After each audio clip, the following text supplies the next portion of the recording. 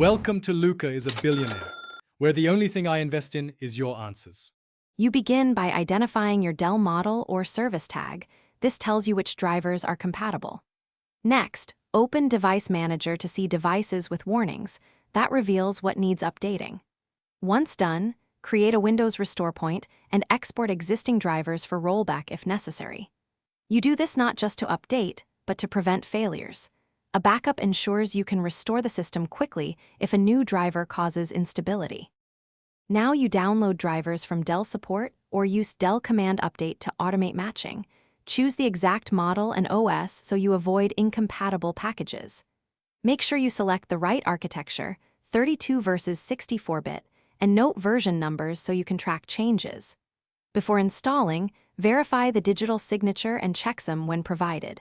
That prevents tampered files. You want trusted drivers only. Because unsigned or wrong versions, install drivers in small groups or one component at a time, and reboot after major installs to let Windows settle and finish driver integration.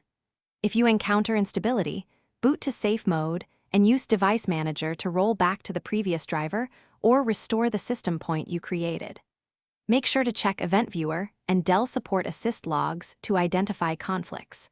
If problems persist, reinstall the original driver. Then contact Dell Support with logs and the service tag for tailored help.